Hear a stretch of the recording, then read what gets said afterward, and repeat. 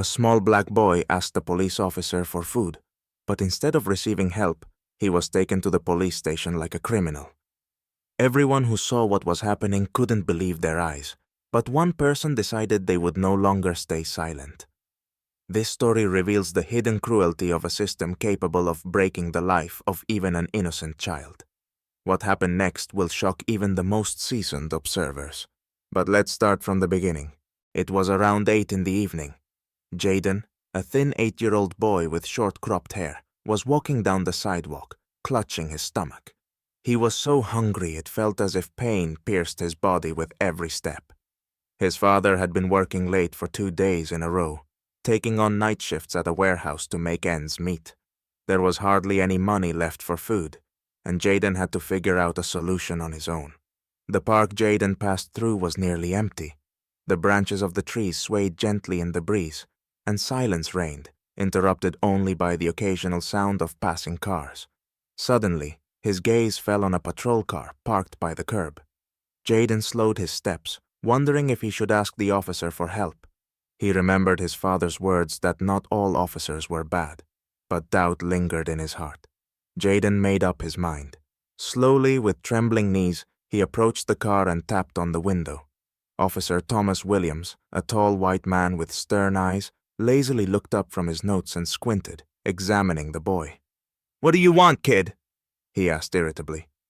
Jaden looked down, gathered all his courage, and quietly said, "Sir, I'm just hungry. Do you have anything to eat?"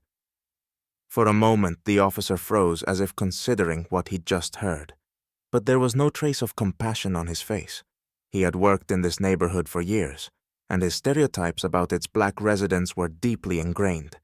To him, such requests always seemed suspicious. "Are you begging?"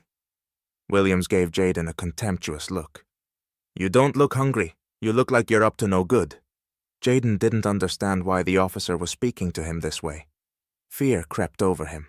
He wanted to run, but his legs wouldn't move. He hadn't expected his plea for help to provoke such a reaction. "Fine, get in the car," the officer said unexpectedly, tearing his eyes from his notebook. Still unsure of what was happening, Jaden obeyed, hoping the officer would take him home or give him some food.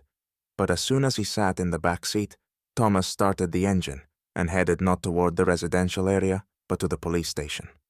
The station was only a few blocks from the park. Streetlights flashed by, and in their yellow glow, Jaden began to realize that something had gone terribly wrong. He sat in the back seat, watching the buildings pass by, and understood that he wasn't being taken home. His heart started to race. "Sir, are you taking me home?" he asked, trying to sound brave, though his voice betrayed his fear. "Home?" Williams smirked, keeping his eyes on the road. "You should be glad you're not out on the street. You'll need to talk to someone at the station. Maybe after that you won't be wandering around at night." These words baffled and scared Jaden. He couldn't understand why the officer wasn't listening to him. He just wanted something to eat, but now he found himself in the back of a patrol car headed to the police station, as if he were a criminal. Jaden tried to figure out what he had done wrong, but couldn't find an answer. When they arrived at the station, Williams pulled the boy out of the car, gripping his shoulder tightly, and led him inside. The atmosphere in the station was cold and unwelcoming. Bright lights and gray walls intensified the feeling of helplessness. Williams sat Jaden down on a metal chair and left him alone. Officers passing by cast occasional glances at the boy, but no one stopped to ask what had happened.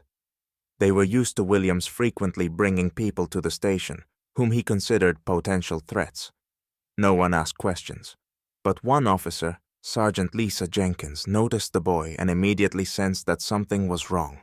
Lisa was an experienced police officer, but she always had a soft spot for children.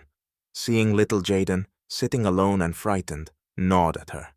She approached her colleague Williams, who was already pouring himself a cup of coffee.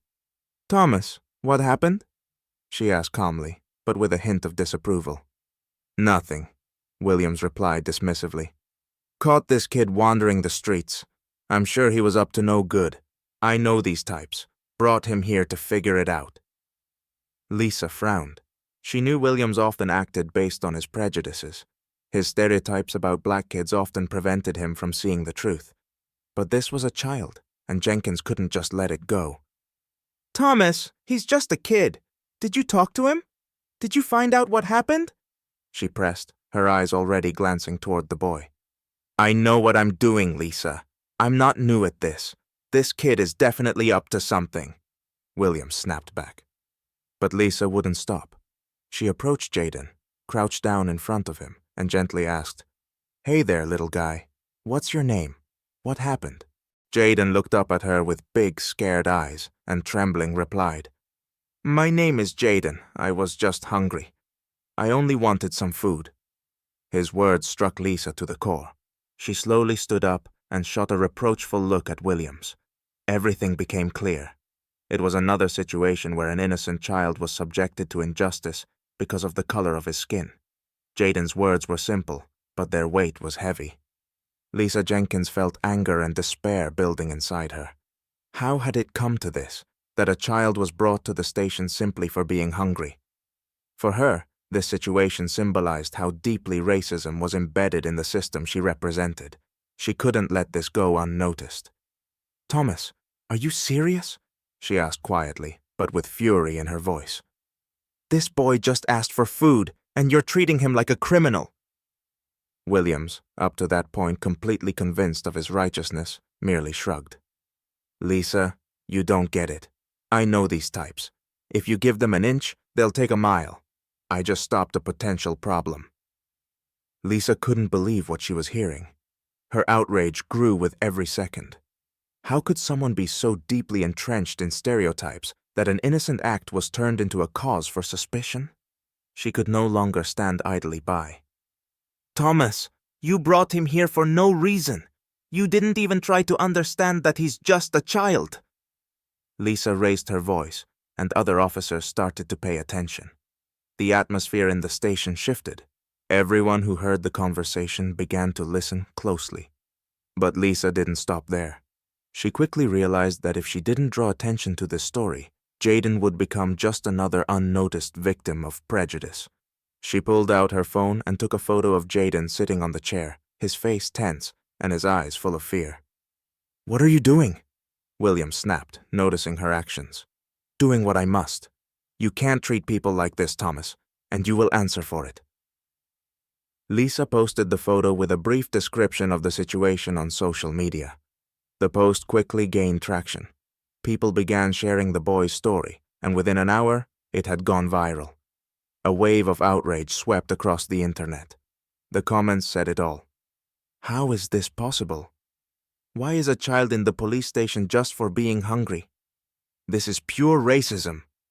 Posts were accompanied by hashtags about injustice and racial discrimination. Local activists began demanding an investigation, and reporters soon appeared at the station, demanding answers. The situation escalated by the minute. Officers watching what was unfolding began to realize that things had gotten out of control. The police chief, alerted to the growing scandal, immediately called a meeting. It was decided that an internal investigation would be conducted into William's actions, and Jaden would be given immediate assistance. Lisa, seeing her actions leading to change, felt relief, but it was only the first step. Jaden was released and promised to be taken home, but the most important thing had already happened. The system's bias had been exposed. When Jaden's story reached the local media, the situation took on a much larger scale. Reports filled television screens and social media, and the public demanded explanations. People stood up for the boy, and city activists organized a protest outside the police station, calling for reforms and punishment for those responsible for such injustice. Meanwhile, the police station began an internal investigation. Officer Thomas Williams found himself at the center of attention, having to explain his actions not only to his superiors, but also publicly acknowledge his mistake. For him, it was a tough trial. Years of service had ingrained certain views, and he saw them as part of his job. He always believed his suspicions were justified, but this situation showed how wrong he had been. Under public pressure and facing leadership scrutiny, Williams was forced to make a public statement. He stood in front of the cameras, arms crossed, visibly uncomfortable under the lights. His words came out heavily. "I was wrong," he began, avoiding eye contact with the camera. "My actions were unjustified, and I didn't give this boy a chance to explain himself. I apologize to Jaden and his family." For many, those words weren't enough, but they were the first step toward acknowledging how deeply prejudice can affect actions. Under pressure from the public and his colleagues, Williams was ordered to attend mandatory racial sensitivity training and was reassigned to administrative duties. This was his punishment and a chance for reflection. But perhaps the most important outcome of this story was the support Jaden received. After he was released, people started coming to his neighborhood, bringing food and assistance to his family.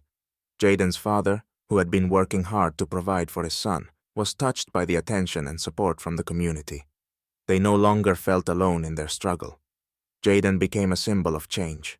His story, which could have gone unnoticed, thanks to Lisa Jenkins and the power of social media, changed many lives.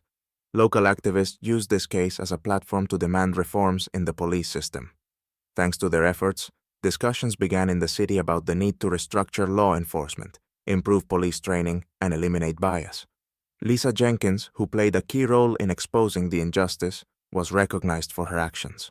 She not only helped Jaden, but also showed everyone that any individual could be a catalyst for change if they are not afraid to stand up to the system. Jaden's story didn't end with his rescue. It was only the first step toward a more just society.